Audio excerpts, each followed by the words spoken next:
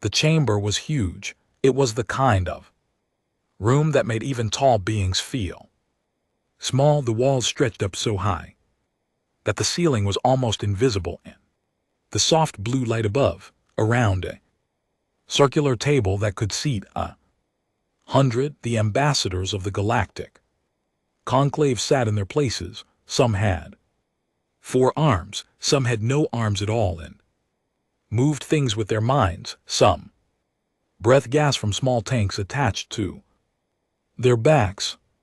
Some were so old that their species had been traveling between stars before humans had learned to write. They had all gathered today for one reason. The Vreth had filed a declaration. Ambassador Esrathval stood at the center of the room. He was tall even by Vreth standards. His scales were dark green, and his yellow eyes moved slowly around the room as he spoke. He did not look nervous. He never looked nervous. Vreth Dominion had been expanding for 600 years, and they had never once lost a war. The beings known as humans have crossed into Vreth claimed space 12 times in the last 3 years, he said. His translator device turned his sharp, hissing words into the common tongue of the conclave. They have been warned. They have been sent notices. They have been told that those corridors belong to the Dominion. They did not listen. One of their cargo ships entered restricted space 6 days ago and was destroyed as a warning. The crew did not survive. A few ambassadors shifted in their seats. 12 human lives. It was not nothing, but in the scale of galactic politics it was very small. We are not here to ask for permission, Esrathval continued. We are here to inform the conclave that the Vreth Dominion is issuing a formal declaration of subjugation against the human species. They will recognize our authority over the Kepler corridor. They will pay reparations for the time and resources wasted on warnings, and they will submit a formal letter of acknowledgement of Wrath dominance. If they do not comply within 30 standard days, we will consider it an act of aggression and respond accordingly. He sat down. The room was quiet for a moment. Then slowly, a few ambassadors began to make sounds that through their translators came out as polite laughter. Not everyone laughed. Some were too dignified for that, but the mood in the room was light, easy, the way a room feels when the topic is not very serious. A few beings leaned over to whisper to their neighbors. One ambassador from the Pell Union turned to his aide and said quietly, "How long do you think before the humans apologize and pay the fine?" His aide thought about it. 2 weeks. Maybe 3. On the far side of the table, in a seat that was slightly smaller than the others because the conclave had not yet upgraded it to full member status, sat Commander Yarasols. She was the human representative. She was not very tall. She had dark hair pulled back tight and brown skin and eyes that did not show much on the surface. She had been sitting very still since Esrathval began speaking. She had not moved her hands. She had not looked at her notes. When the room quieted, the conclave speaker asked if the human delegation wished to respond. Yarasol stood up. She looked at Esrathval. He looked back at her the way a large animal looks at something small that has wandered into the wrong place. She said, "We'll get back to you." Then she sat down. The room was quiet again, but this time it was a different kind of quiet. Confused mostly, a few more soft laughs. The Thari ambassador, a thin creature with long fingers and large pale eyes, did not laugh. She watched Yara Solis. very carefully and wrote something down in her notebook. The meeting ended. The Vreth delegation walked out with their heads high. Srathville did not look back. 3 days later, in his private office, aboard the Vreth command station at the edge of the Kepler corridor, Srathville reviewed the intelligence file on humanity. It was not a long file.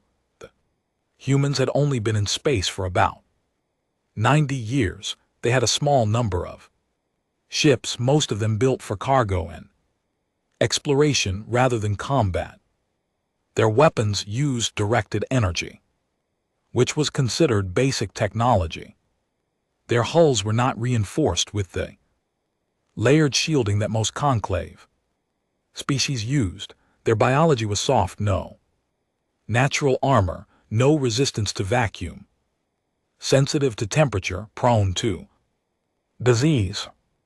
The file described them as a Class 3 primitive species, potentially interesting in a few centuries, not relevant now. Srathville called in his science officer, a younger Vreth named Ristow, who was known for being very thorough. Is there anything in this file I should pay attention to? Srathville asked.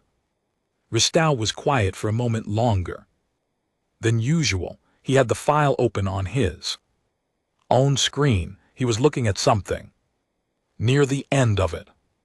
There is an appendix, he said. Appendix 7, it's a behavioral analysis. It was filed by a Thari xenosociologist about 20 years ago. It has some unusual classifications, such as, Ristow read from it, anomalous stress, response under existential threat, non-standard threat processing, escalating instead of de-escalating, under sustained pressure. He paused. There's a warning marker on it. Srathville looked at his science officer for a moment. Then he looked back at the main file. Soft bodies, basic weapons, 90 years in space. They are a cargo species, he said. They move goods between their little colonies. They have not fought anyone. They do not have the experience. Ristow nodded slowly, but he did not close Appendix 7. Srathville stood up. Send the subjugation notice to their home planet. 30 days. If they have not complied, we move. On Earth, the notice arrived at 3:14 the afternoon local time in Geneva, where the United Earth Council was in regular session. The room was not as grand as the conclave chamber. It had normal ceilings and normal chairs and a coffee machine in the corner that had been broken for 3 weeks, but the people inside it were not ordinary people. They had spent their careers thinking about exactly this kind of problem.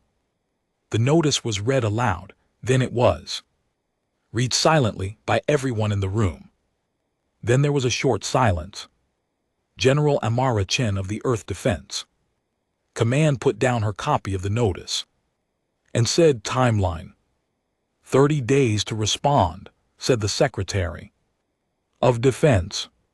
Right, she pulled up a map on the table's surface, blue lines and red zones lit up the table. We've had the first response fleet on standby for 8 months. The Kepler corridor approach has 2 viable entry points. We've already run models on the Vreth fleet positions.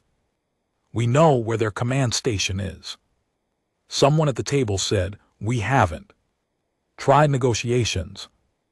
They didn't offer negotiations. General Chen said. They offered submission. She looked around the table. Does anyone in this room believe that submitting to the Vreth will make them stop? No one answered. Then we are not submitting. The meeting lasted 4 more hours. When it ended, no press release was issued. No public statement was made. The coffee machine was still broken. but in shipyards on 3 different continents and 2 orbital stations. Crews that had been resting were called back to work. Ships that had been waiting with full fuel tanks were given departure clearances. Supply chains that had been quietly prepositioned over the past year began to move. In a small city on the coast of Japan, an old woman named Hana sat in her kitchen and watched the news. Her grandson Kenji was 13 and sitting across from her doing his homework when the reporter explained what the Vreth had sent. Kenji looked up.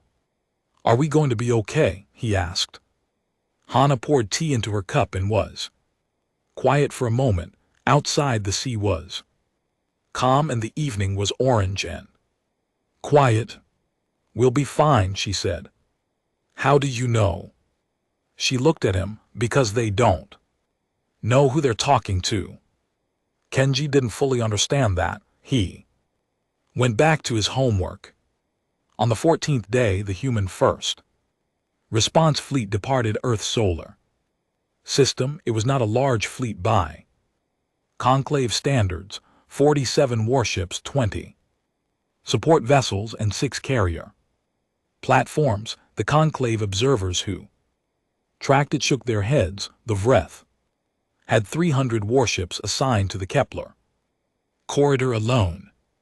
A Pell Union observer sent a note to his superiors that read, "The humans have dispatched their fleet. It is small. I estimate the engagement will last less than 1 standard cycle. Recommend no further monitoring. Resources be assigned."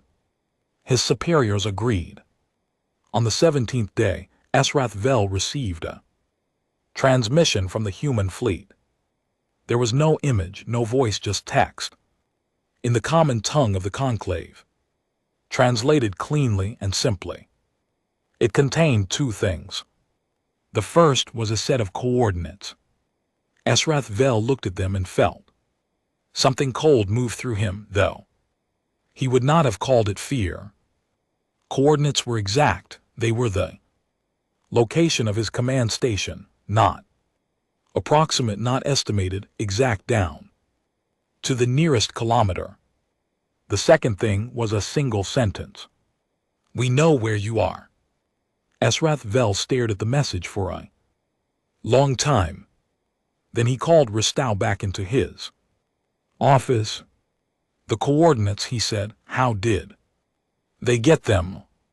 Ristow's expression was careful. "We don't know. Our station has been under full communication blackout protocols for 6 months. Our position changes every 72 hours using randomized drift patterns." He paused. "By our own models, our location should be unknown to anyone outside the Dominion." Esrath Vel looked back at the message. "We know where you are."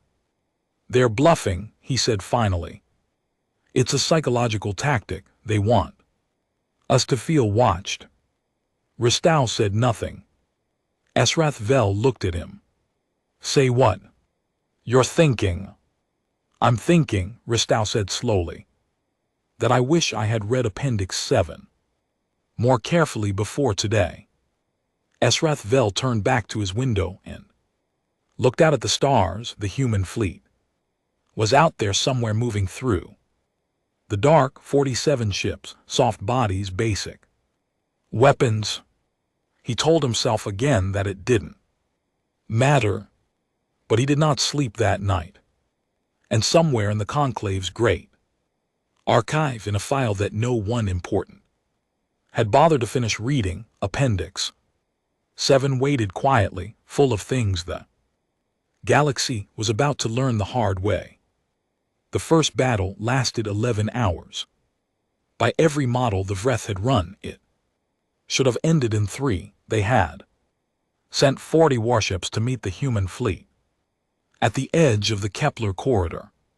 Their weapons were stronger, their shields were better, their ships were larger. On paper the humans should have taken one look at the Vreth line and turned back. That is what every other species had done when facing the Dominion's border fleet. The humans did not turn back. They flew straight at the Vreth line. Commander Yarosales, watching from the bridge of the carrier Endurance, had given her fleet one instruction before the engagement began. It was not a complicated instruction. It was 4 words. Don't let them breathe. The human ships did not fight the way Vreth models expected. They did not form clean defensive lines. They did not try to hold positions.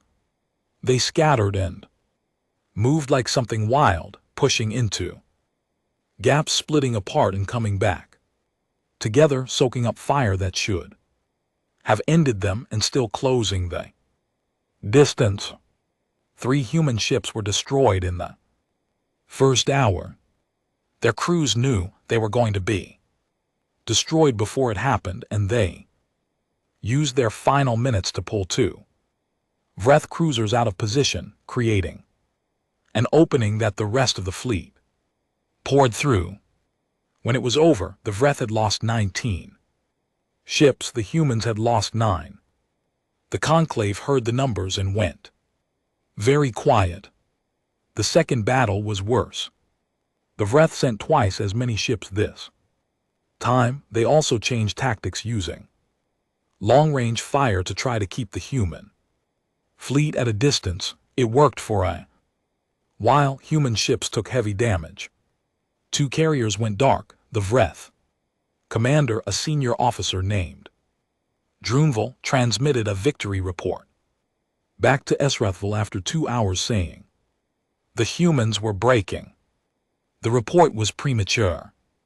The human ships that had taken the most damage had not been trying to win. They had been absorbing fire on purpose, drawing the Vreth line forward, pulling it out of formation. When the Vreth finally realized what was happening, it was already done. The human fleet, which Drunville had believed was retreating, had split into 3 groups in the dark and come back from 3 different directions at the same time. The Vreth lost their 3rd fleet that day, all of it. Esrathville received the report and sat alone in his office for 40 minutes before calling anyone in. In the conclave's main observation tower, a room full of analysts and ambassadors watched the battle. Recordings on a large screen. Nobody was laughing now. The room was quiet in the way that rooms get when people are scared but don't want to say so out loud. Dr. Even of the Thari sat in the front row. She was not young. She had spent 40 years studying species behavior, and she had more gray in her pale fur than dark. She had been watching humanity for a long time. She had written the original report that became Appendix 7. She had filed it 20 years ago, and nobody had ever called her about it. The conclave speaker called her to the front of the room. She walked up slowly, carrying a slim data tablet. She did not open with a greeting. She opened with a question. How many of you, she said, looking around the room, have read Appendix 7 of the Human Behavioral Profile? Nobody raised a hand. She nodded like she had expected that. Let me tell you something about where humans come from, she said, not where they live now, where they came from.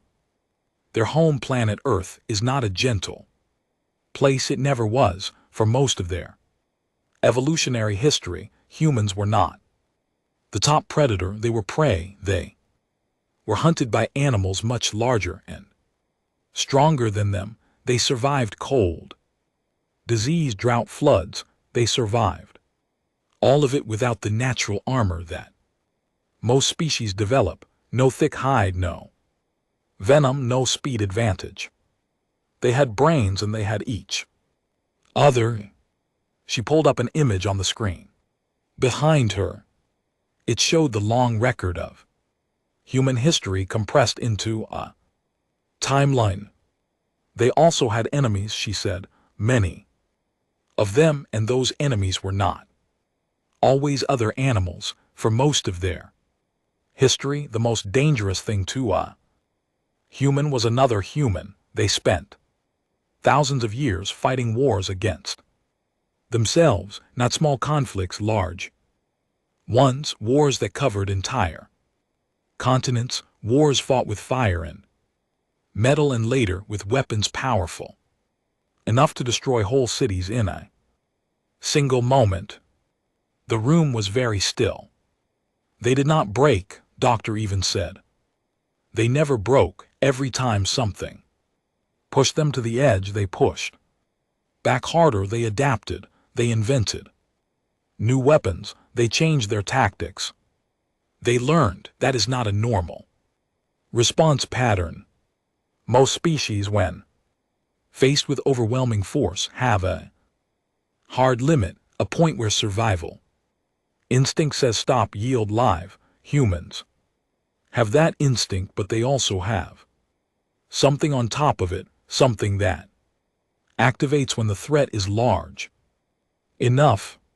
She looked at the screen. When a human believes their family, their home, or their species is truly threatened, not inconvenienced, truly threatened, they do not de-escalate, they accelerate. The fear does not slow them down, it focuses them. It removes everything that isn't necessary and leaves only the question, what do I need to do to survive this? One of the ambassadors in the room said quietly, they sound dangerous. They are, Doctor even said. That is what Appendix 7 says. That is what it has always said. 3 weeks after the second battle, the Wraith tried something different. It was not a fleet action. It did not involve ships or weapons that could be seen coming. It was quieter, and the Wraith believed much smarter. A biological agent coded specifically to human DNA was released into the water supply of a human colony called Myra Station. It was a planet with about 200,000 civilians on it, farmers, engineers, teachers, families. The agent spread fast. Within 5 days, people began to get sick. Within 15 days, over 300,000 had contracted the illness. Death tolls climbed, hospitals filled. Emergency broadcasts went out. The conclave watched in silence. Some ambassadors looked away from the screens. The Wraith High Council expected what they always got when they used a bioweapon: panic, diplomatic messages, requests for ceasefire, the other side begging for time to deal with the civilian disaster. They waited. No diplomatic message came. What came instead, exactly 72 hours after the first confirmed deaths at Myra Station, was a short report filed by Earth Center for Biological Defense. The report said that the agent had been identified, fully sequenced, and countered. A working treatment had been synthesized and was already being distributed to the colony. Casualties would be limited. The outbreak was under control. The second half of the report was classified, but it leaked to the Conclave's intelligence network within days. It said that the human team working on the counteragent had also produced a modified version of the original pathogen. It had been adapted, strengthened, and was now sitting in cold storage, ready if needed. The Conclave's chief medical officer, a Thari physician named Dr. Soam, read the leaked report twice. Then he called Dr. Even. They weaponized it, he said, in 72 hours. We have been working on countering standard Vreth biological agents for 20 Years and we still haven't fully cracked 3 of them. Humans have a long history with disease, doctor even said. Their planet was full of it. They have spent thousands of years studying pathogens, fighting them, building immunity to them, and learning how to use them. To a human biologist, what the Vreth sent wasn't a weapon. It was a sample. Dr. Sohm was quiet for a moment. They are frightening. Yes, she said, they are, but I want you to notice something else. What? They didn't use it, she said. They built it and they put it in storage. They haven't deployed it. Dr. Sohm thought about that. Why not? Because they don't need to yet, she said, and because they have rules about what they're willing to do even in a war. They made a weapon and then chose not to use it. That is not weakness. That is discipline. She paused. That makes them more dangerous, not less. A Vreth soldier named Gret Kor had been captured during a boarding skirmish near the second battle zone. He had been on a scout ship that had been disabled and pulled into a human carrier. He had expected death. The Vreth took no prisoners in the traditional sense, and he assumed the humans operated the same way. They did not. He was taken to a medical bay. His injuries, 3 burns and a broken arm, were treated by a human doctor who did not speak to him in the common tongue, but used a translation device and said, "This might hurt a little. I'll try to be fast." He was given food, real food, warm than he expected. He was given a room with a cot and a window, no chains. The door was locked, but it was a room, not a cage. On the 3rd day, a human officer came to speak with him, not to interrogate him, just to talk, to ask his name, where he was from, whether he had family. Gret Kor answered in short, careful sentences, waiting for the trick. There was no trick. When he was eventually returned to Vreth space as part of a prisoner exchange, he wrote a report for his superiors. He tried to explain what he had seen, how he had been treated, what it had felt like. His superiors read the report and labeled it psychologically compromised. They believed the humans had used some kind of manipulation technique on him, something subtle designed to confuse and disorient. They could not accept the simpler explanation. He had just been treated like a person. In the conclave chamber, after the 3rd failed engagement, the Vreth ambassador filed a new report claiming that humanity was fighting without honor and using psychological methods outside accepted conclave war protocols. The conclave speaker read the report aloud. Dr. Even, sitting in the observers' gallery, wrote something in her notebook. Later, when asked what she had written, she said she had written down the exact moment she knew the Vreth had lost, not the war, not yet, but the narrative, the story they were telling themselves about what was happening. When you start calling the other side's strength a form of cheating, she said, it means you don't have an answer for it. She closed her notebook.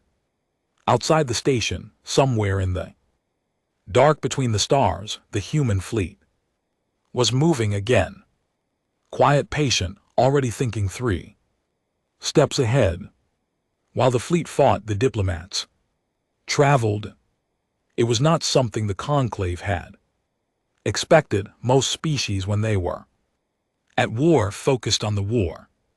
They put everything into ships and weapons and supply lines. Diplomacy came after, when one side was ready to surrender. That was how it had always worked among the civilizations of the conclave. The humans did both at the same time. Yara Solis, who had been promoted to admiral after the first 2 engagements, kept her command on the front lines, but she had sent out 11 other people, not soldiers, diplomats, to every major species in the conclave. They carried no gifts, they made no dramatic speeches. They did not beg, they simply went to visit, and they sat down and they talked. The Deho collective had never been easy to understand, even for the other species of the conclave. They were a hive mind, thousands of individual bodies connected to a shared consciousness. They did not experience things the way other beings did. There was no one to how, there was only the collective which thought together, felt together, and made decisions together. They found individual species confusing and slightly exhausting. Humans especially, with their constant internal contradictions and loud individual personalities, were difficult for the Dehao to process. So it was unexpected when the human diplomat who arrived at Dehao Prime was not a polished political speaker.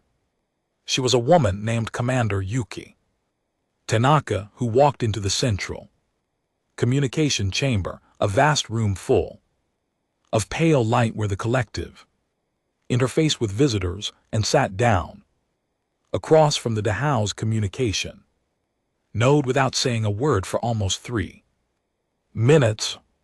The Dehao waited. Then Tanaka opened a data file and turned it to face the communication node. It was a strategic map, complete and detailed, showing breadth expansion patterns over the last 200 years. It showed where the Dominion had gone. It showed where it was going. It showed in clean-colored projections exactly which conclave territory sat in the path of that expansion. One of those territories was Dehao space. Tanaka did not explain the map. She let the collective read it. The Dehao were fast. They processed information across thousands of minds simultaneously. So it took about 40 seconds. Then she said, "We're going to win this. The question is whether you want to be on the right side of that when it's over." The Dehao were quiet for a long moment. When a hive mind is quiet, it is not empty. It is thinking across thousands of bodies at once, every perspective considered simultaneously. "You are very certain you will win?" Collective said through the communication node. The voice was flat and carried no emotion. "Your species has been in space for less than a century. The Vreth have been at war for 600 years. "Yes," Tanaka said, "and they've never fought us before." Another pause, longer this time. "Your certainty is unusual." Collective said. Most species facing a larger opponent express doubt. "We express doubt all the time," Tanaka said. "We're full of doubt, but we don't let it make our decisions for us." 6 minutes passed in silence. "We will consider formal alliance," Dehao said. Tanaka nodded. She closed the data file. She stood up to leave. "One more question," the collective said. She stopped. "Why do you fight the way you do as individuals? Why does each unit not act as part of a single plan?" Tanaka thought about it for a moment. "We do have a plan, but the plan has room in it, room for each person to think for themselves when things go wrong, and things always go wrong." She picked up her bag. "A plan with no room in it breaks when it hits reality. We build plans that bend." She left. The collective sat with that answer for several hours. It would later say in internal communications that it had found the answer inefficient in theory but highly effective in practice, which was for the Dehao something close to a compliment. The Orin were different. They were master engineers, possibly the best builders of ships and structures in the known galaxy. Their technology was centuries ahead of most conclave species. And they knew it. They were not arrogant about it in the way the Vreth were. Arrogant, they were simply precise. They valued precision above almost everything else. Their ships were perfectly balanced. Their weapon systems were mathematically optimized. Their supply chains ran to the second. They had watched the human fleet engagements with a mixture of fascination and deep professional discomfort. The human ship should not have worked the way they did.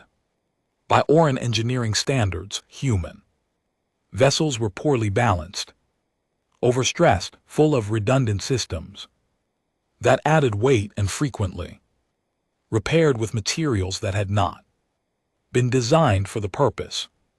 In one battle recording, an Orin engineer had watched a human damage crew repair a blown power conduit with what appeared to be 3 different types of connector, a clamp designed for a cargo hatch, and something that looked like it had been taken from the kitchen. The repair had held for 4 hours, long enough to finish the engagement. The Orin Engineering Review Board had filed a 17-page report on this incident, titled Non-Standard Repair Methodology Observed in Human Naval Engagement. 3. The conclusion of the report after 17 pages was essentially, it should not have worked, but it did, and we do not fully understand why. When the human engineer named Kofi Mensah arrived at Orin Prime, he was not what they expected.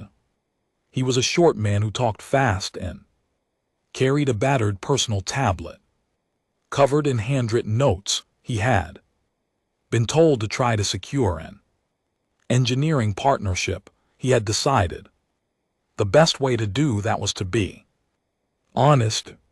He sat down with the Orin Review Board and said, "I hear you've been looking at our repair work."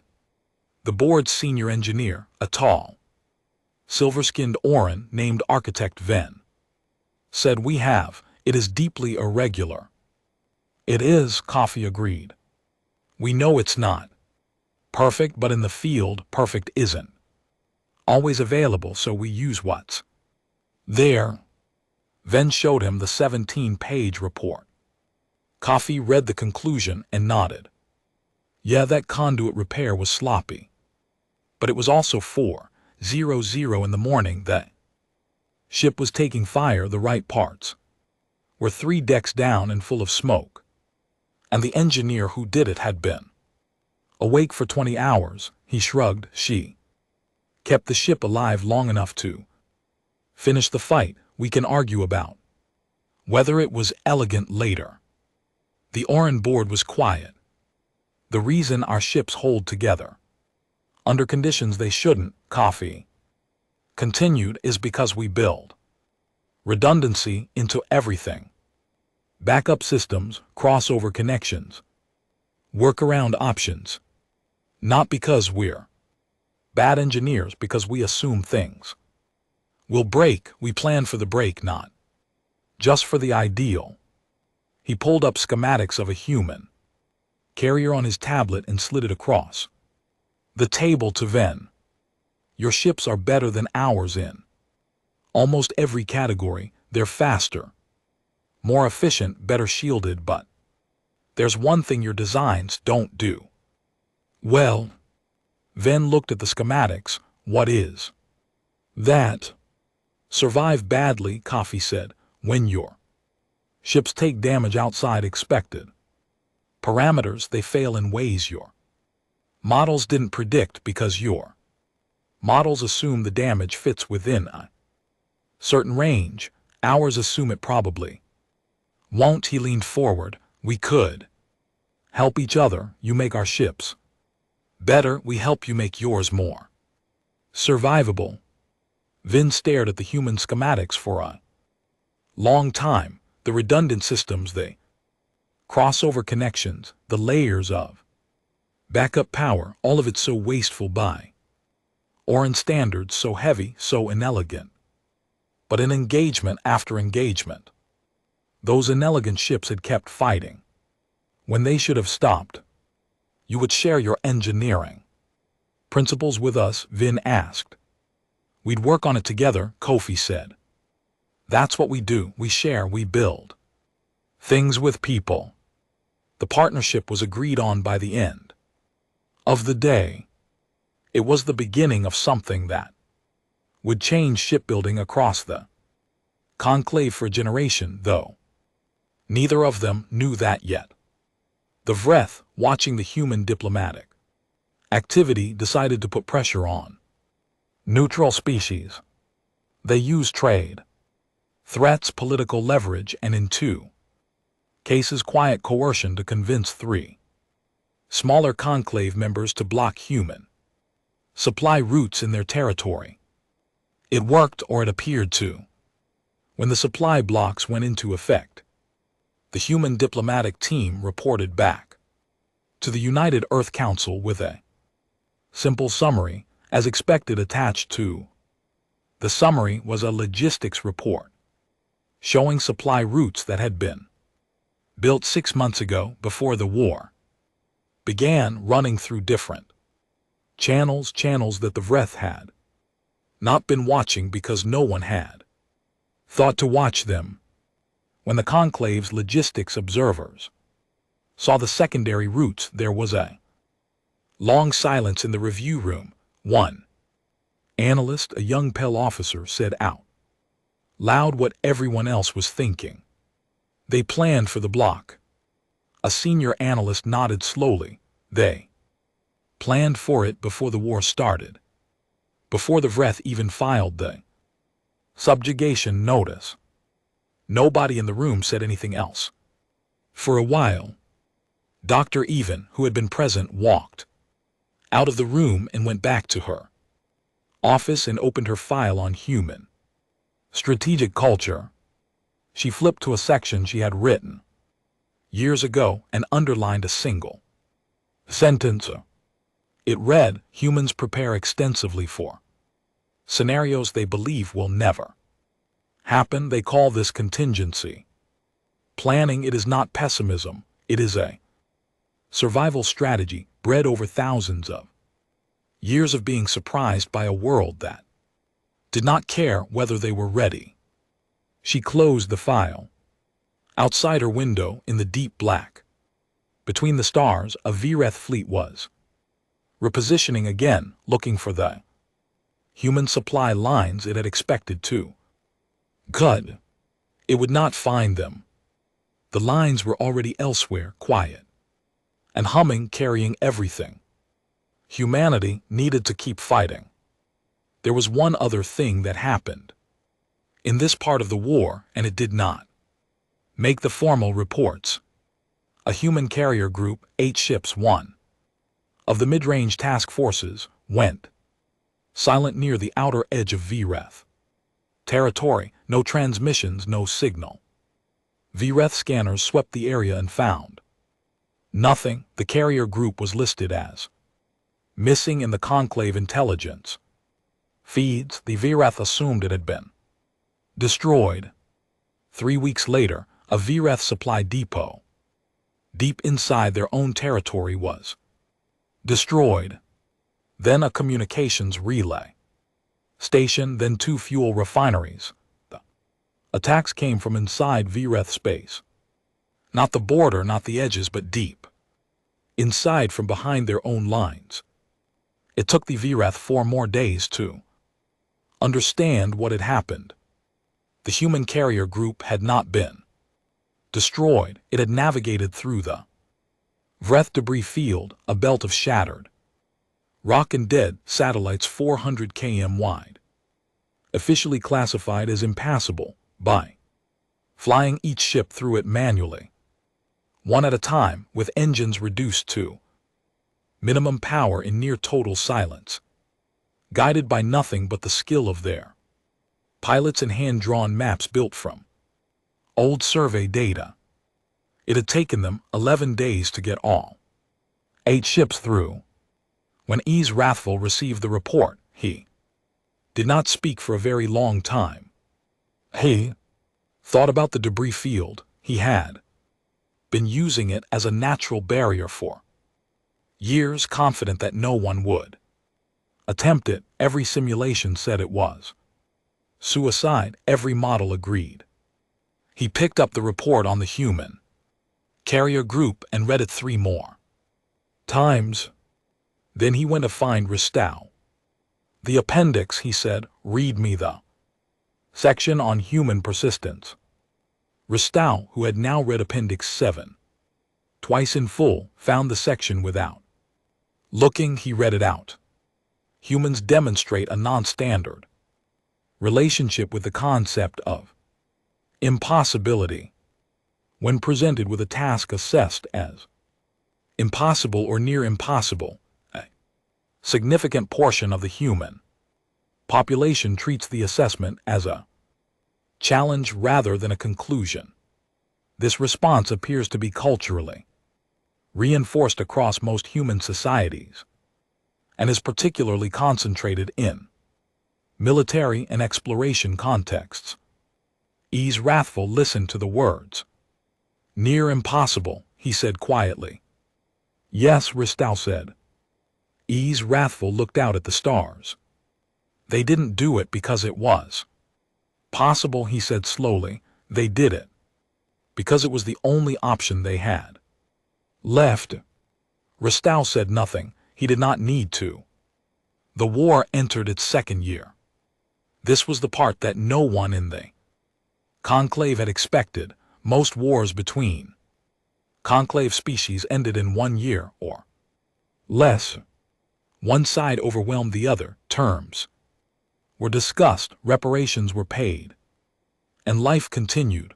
The galaxy operated on a kind of unspoken rule. War was a tool, not a way of life. It was used, it ended, and then everyone moved on. The humans had not gotten that message. Or rather, they had gotten it. They simply did not operate by it. In the 2nd year, the Vreth Dominion unleashed its full military weight. They stopped holding ships in reserve. They stopped worrying about other borders. They pointed everything they had at human space and pushed. Colonies burned. Stations fell. The casualty numbers on the human side climbed into the millions. And still the humans kept fighting. The Vreth Psychological Operations Team had a name inside the Dominion. They were called the Voice Corps, and they were very good at what they did. In past conflicts, a sustained campaign of broadcasts showing enemy losses, cities reduced to rubble, fleets burning. In the dark, body counts on bright screens had broken enemy morale in as little as 3 months. They started the broadcast campaign against humanity in the 4th month of the 2nd year. They showed everything, every colony that had been hit, every ship that had been destroyed. They made the numbers as large as possible, as visible as possible. They broadcast on all frequencies, through civilian channels, through news feeds, through every communication pathway they could access. They wanted the humans watching at home to feel the weight of every loss. They wanted that weight to become too much. The numbers were real. The losses were real. Millions had died. 3 things happened. First, human civilian morale did drop. People were scared. Families were grieving. Nobody would pretend otherwise. There was real fear in the streets and real anger in the council chambers. Second, military enlistment on Earth and every human colony spiked, not by small amount, the waiting list to join. The Earth Defense Forces grew so long that processing centers had to be expanded twice in 3 months. Third, and this was the part that confused the voice core most completely, humans began displaying the images the Vreth had broadcast, not hiding them, not suppressing them, putting them on walls in town squares, in the entrance halls of enlistment offices. They took the Vreth's propaganda and turned it into fuel. The Voice Corps commander filed a report to the High Council, its final paragraph. Read. This species has a cultural response pattern that we have not encountered before. The display of casualties and losses, which in all previous campaigns has produced withdrawal and negotiation, appears to produce in humans an accelerated commitment to continued resistance. We recommend ceasing all casualty broadcasting immediately, as it is having the opposite of the intended effect.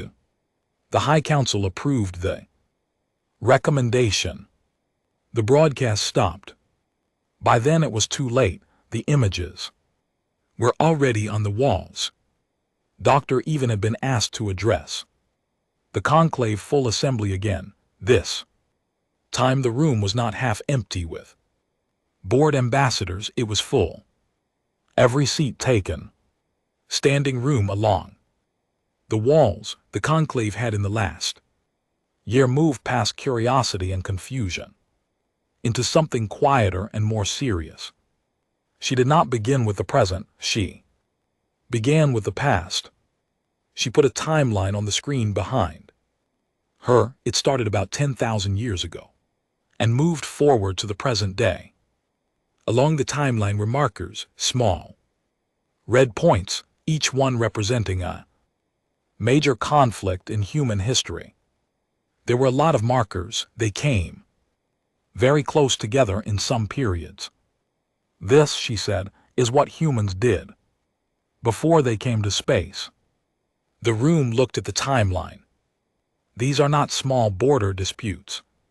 She said, these are large-scale wars. Some of them involved entire continents. Some of them involved weapons that could destroy a city with one strike.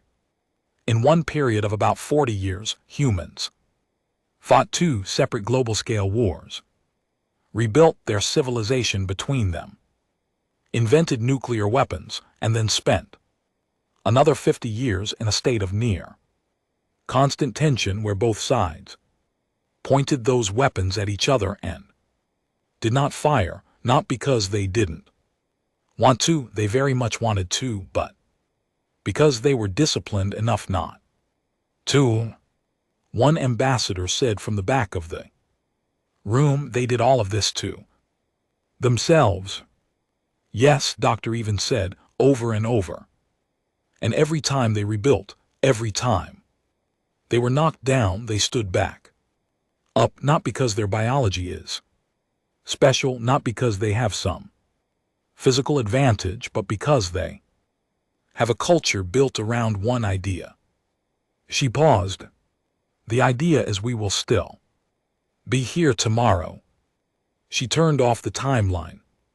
The Vreth are fighting a species that has been fighting for its life on its own planet for 10,000 years. They have been losing and getting back up for 10,000 years. They have been grieving and continuing for 10,000 years. She looked around the room.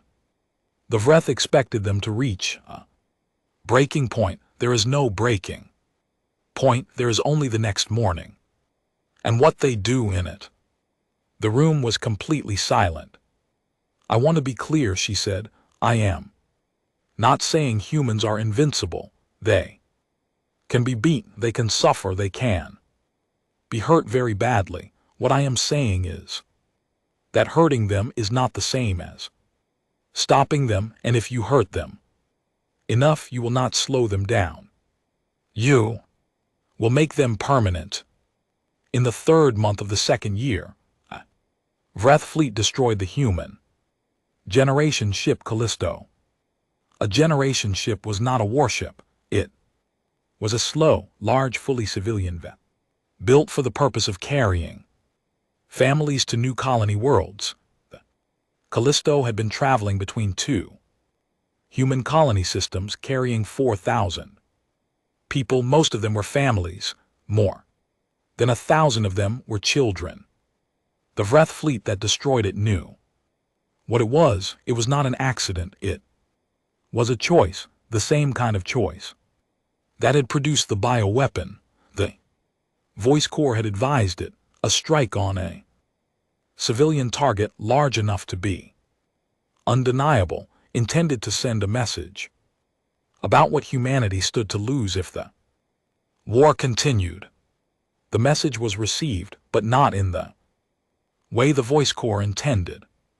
Within 48 hours of the Callisto's destruction, every human fleet in the galaxy changed its tactical designation. It happened on all carriers, all warships, all support vessels across every human military command. Simultaneously, the new designation was broadcast openly on all frequencies so that anyone listening, friend or enemy, would hear it. The new operational name was Remember the Callisto. No further explanation was given. In the Conclave Observation Gallery, an elderly Thari diplomat named Sir Roland had been watching the war feeds every day for 6 months. He had seen a great deal in his long career. He had watched species fight and break and rebuild. He had sat through 100 negotiations and a dozen wars. He turned to Doctor even when the new designation came through on the feeds. They just made it personal, he said. It was already personal, she said. Now they've named it. He looked at the feed for a long moment. What does that mean for the Vreth? It means, she said quietly, that the Vreth have given humanity a story, and humans with a story are the most dangerous thing in the galaxy. Ashrathville had not slept well in months. He had been removed from direct fleet command after the 2nd year's early battles, elevated to a senior advisory role that was in practice a way of keeping him involved while removing his influence over actual decisions. The Vreth High Council was frustrated with his recent reports, which they characterized as defeatist. He had used words like reconsider and reassess in his last 3 documents, and each time been met with cold silence. He did not stop thinking, though. He sat in his office every night and studied human history. He had found a conclave archive of translated human texts, history books mostly, but also stories, letters, speeches. He read them all slowly with a translation device, trying to understand something that kept slipping past him. Every time he thought he had it, he found a speech given by a human leader during one of their many ancient wars. The leader's nation had been nearly destroyed. Their allies had fallen. They stood almost alone. Speech had been given on the radio, and old technology, so the leader's face could not be seen, only the voice.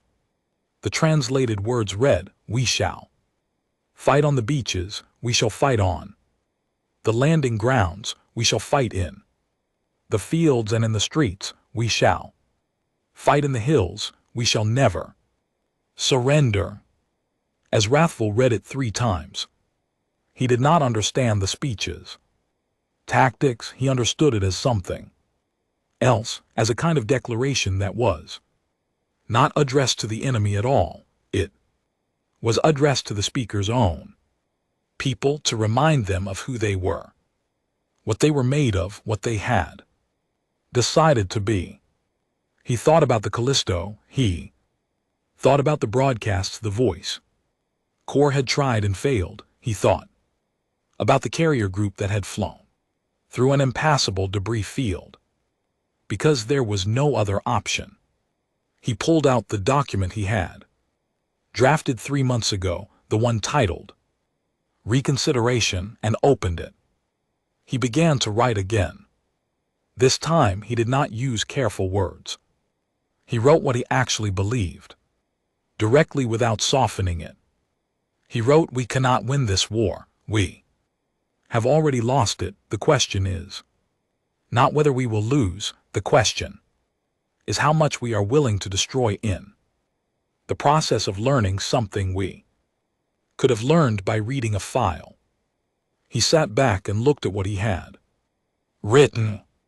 Then he encrypted it, gave it the highest security clearance he had access to, and sent it to every member of the Vreth High Council. This time they did not respond with cold silence. They removed him from his position entirely.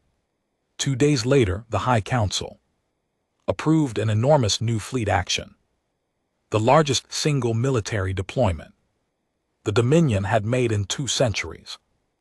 Every available warship, every reserve fleet, a final overwhelming strike on humanity's core systems designed to end the war in one decisive blow.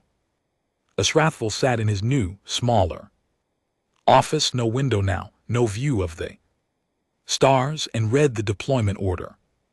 He thought about Appendix 7, he thought about the speech on the beaches, he thought about a grandmother in a kitchen telling her grandson that it was going to go badly for them. He folded his hands together on his desk, and then, for the first time in his long military career, Israfel did something he had never done before. He was afraid.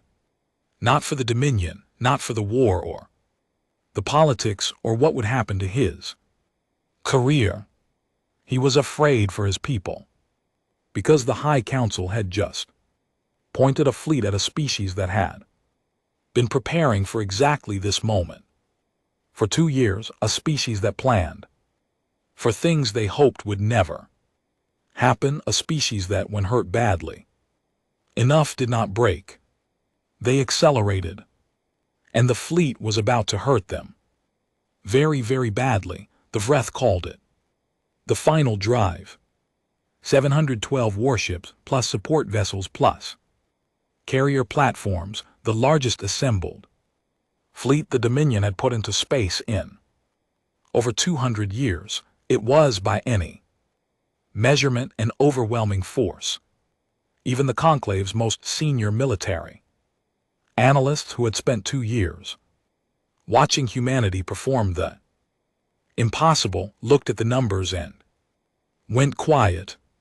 The fleet admiral commanding the final drive was a Vreth named Hesko. He was not like Esrath Vel. He did not read history files, and he did not send cautious reports to the High Council. He believed in simple arithmetic: more ships, bigger weapons, faster victory. He had been chosen precisely because he was not complicated. The High Council had decided that complicated thinking was what had cost them the war's momentum, and they wanted someone who would simply go. He ordered the fleet to form up and move. In the Conclave observation tower, the feeds lit up with the fleet's movement.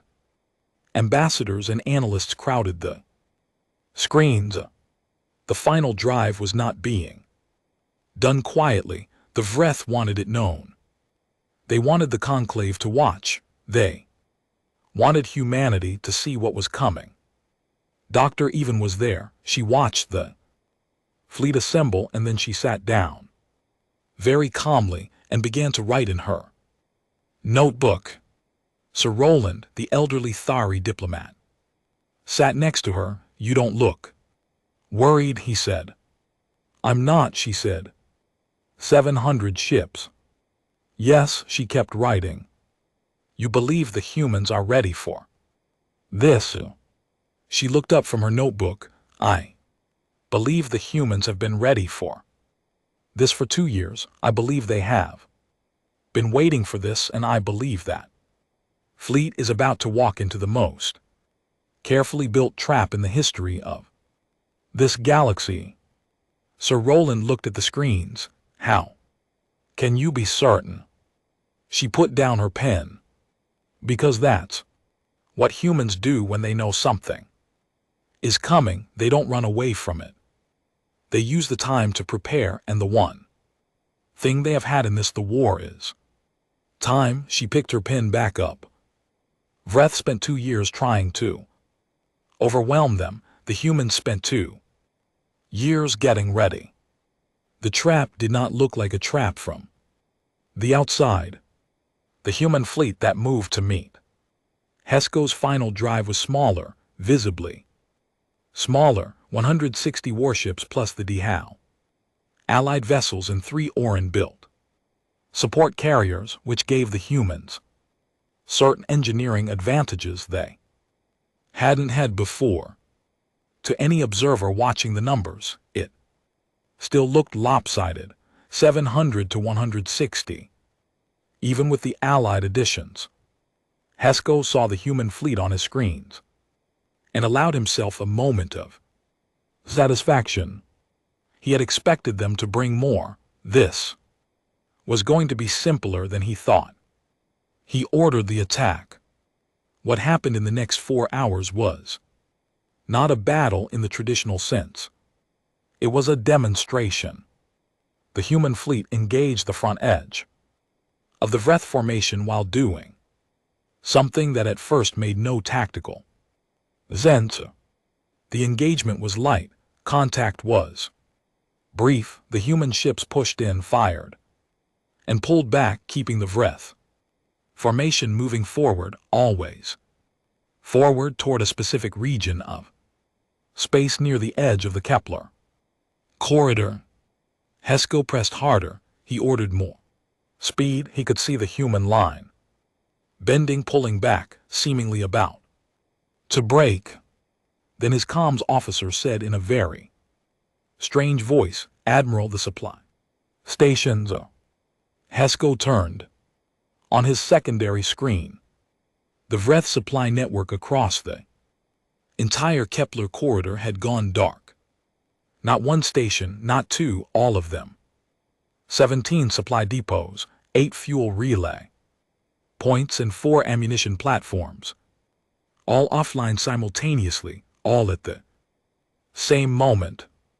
"What happened?" he said. Nobody answered for a moment. His engineering officer ran the diagnostics twice, then a third time. Finally, she looked up and said in the same strange, flat voice his comms officer had used, "There are foreign objects inside the systems, physical sabotage placed inside the hardware, deep in the mechanics, not detectable from the outside." She paused. "They are not new." "How long have they been there?" Hesco said. She checked the readings. Based on the material degradation around the placement sites, at least 6 months. The bridge went very quiet. 6 months ago, the Vreth had believed they were winning. 6 months ago, no human ship had come anywhere near those supply stations. Or so they had believed. The human carrier group that had slipped through the impassable debris field and spent 3 weeks behind enemy lines had not only been hitting visible targets, it had been doing something quieter, something that required patience and precision and the ability to plan for a moment that would not come for half a year. The human fleet had not been trying to win the engagement with Hesco. They had been hurting him, moving him forward, away from his own supply lines, into a region of space where his fleet could not resupply, could not refuel, could not sustain a prolonged engagement. 700 ships needed enormous amounts of fuel and ammunition. Without the depot network, the final drive had at maximum 11 hours of effective combat capability before its effectiveness began to drop rapidly. On the human carrier Endurance, Admiral Yarosales looked at the tactical board. Everything was exactly where it was supposed to be. Now, she said, the Allied fleet came from 3 directions. The Deho Collective brought 60 ships from the northern approach. The Orin Human Engineering Partnership had, over the previous 3 months, retrofitted those ships with a new shield design, one that combined Orin precision with human redundancy. They could take damage that should have ended them and keep operating. From the southern approach came a second human task force that had been running dark for 8 days, completely off all conclave tracking systems, waiting. From directly ahead, the original human fleet stopped retreating and turned around. What followed was not quick. It lasted 9 hours. The Vreth fought hard. Hesko was not a complicated man, but he was not a coward, and his fleet was made of experienced soldiers who did not give up easily. Ships burned on both sides. Cost was real. But with every hour, the Vreth supply situation grew worse. Ships began running low on power. Weapon systems started cycling at reduced capacity. Coordination broke down as comm relays failed one by one. The human fleet did not rush. It did not push for a dramatic final strike. It simply maintained steady and unrelenting, like something that had all the time in the world. Because it did. In the 9th hour, Hesko's flagship went dark. 2 hours after that, the Vreth fleet, or what remained of it, signaled for ceasefire. The peace talks were held in the conclave chamber. Admiral Yarosales read the human terms. From a single sheet of paper, she read them standing without ceremony. The terms were not gentle. The Vreth would withdraw from all contested space, return all captured human prisoners, and pay structured reparations over 20 years. But they were also not designed to destroy. The Vreth Dominion would continue to exist. Its people would not be punished for what their government had done. When she finished reading, the Vreth ambassador, not Esrathful, someone new, someone young with no wars on his record, said that the terms were acceptable. There was no cheering from the human delegation. Solis folded the paper and put it in her pocket and sat down. Her people looked tired, not the good kind of tired, the deep kind, the kind that doesn't go away quickly. The Vreth ambassador noticed this. He wrote it down in his personal notes.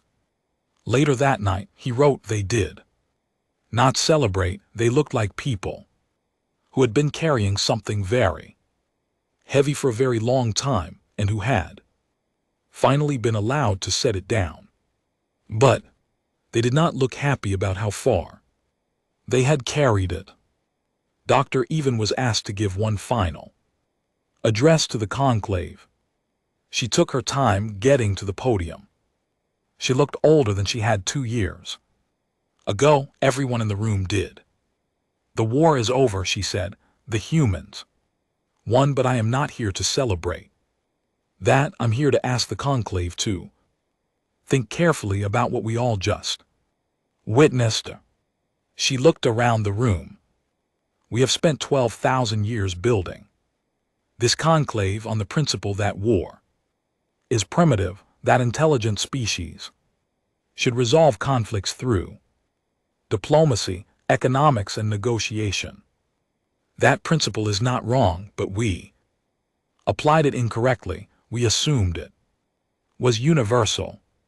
We assumed that every species in the galaxy had arrived as we had at a place of peace through comfort. through never having been truly threatened. She paused. The humans did not get to that place. They came from a world that never gave them the luxury of comfort. They came from a history of constant struggle, and when the Vreth brought that struggle back to them, they did not respond the way we expected. They responded the way their entire history had prepared them to respond. She took a breath. They are not a danger to this conclave.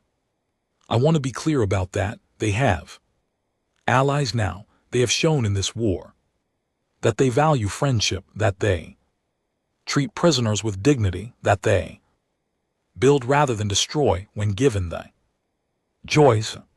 The human aid teams are already on Vreth. Civilian worlds helping with the infrastructure damage. They are feeding people who were shooting at them 6 months ago. She let that sit for a moment. What I am asking you to understand is this: they are not a danger to us, but they are a reminder. They are a reminder that peace is not something that exists automatically, that it has to be built and maintained and earned every single day. The humans know this because they have lived it. We forgot it because we were comfortable. She gathered her notes. I suggest we do not forget it again. In the months that followed, the Conclave's intelligence agencies did a full review of every species classification file in their archive. It was long, careful work. Hundreds of files were reassessed. New data was applied. Old assumptions were questioned. The methodology they developed for the new review process had an official name in the documentation, but among the analysts who worked on it every day, it was called something else. They called it the human margin, the gap between what a species appeared capable of on paper and what it became when it had no other choice. It was, the analysts agreed, the most important thing the war had taught them. Not tactics, not technology, not fleet formations. The lesson was, never assume you know what something is capable of until you have seen it with its back against the wall. On a small neutral world called Devastation, a refugee settlement had been built to house Vreth civilians displaced by the war's final battles. The settlement was temporary, mostly prefab structures, but it was safe and it had clean water and food. A human aid worker named Lena was assigned there. She was 22 years old. She had signed up before the war ended and arrived after the ceasefire. She had never been in a battle. She had only seen the war through screens from far away. The children in the settlement were shy. At first, they were Vreth children, small with the same green scales as their parents, with yellow eyes that watched everything. They had heard stories about humans, large, strange, impossible to predict. Lena sat with them in the morning and taught basic reading in the common tongue using whatever paper and chalk she could find. In the afternoon, she helped with construction. She was not an engineer, but she could carry things and hold things in place while the real engineers worked. One afternoon, a boy named Vreth, 8 years old, with a small scar on his jaw from the evacuation, sat next to her while she was taking a break. "Why are you helping?" he asked. He said, "It's simply with no hostility." He just wanted to know. Lena thought about it for a moment. "Because the war is over," she said. He thought about that. "But we were your enemies." "Yes," she said, "but you're not now." He was quiet for a while. Then, "But your people died, a lot of them, because of us." She was quiet for a moment too. "Yes," she said, "a lot of them did, and We're not pretending that didn't happen. We remember it. We'll always remember it. She looked at the settlement around her, the prefab roofs, the children playing near the water station, the architects at work on the first permanent building frame. But surviving was never just about beating something. It was about having something worth surviving for, a tomorrow worth living in. She stood up and brushed chalk dust off her hands. So we build it. She went back to work. Veth sat for a while longer and watched. Sorry. Somewhere in the conclave's deepest archive, a file had been updated. The file was the human behavioral profile, the same one that had been reviewed and mostly dismissed before the war. It had grown considerably. It now ran to 412 pages. Most of those pages were new, written by analysts and observers in the last 2 years, full of battle records and behavioral notes and strategic assessments.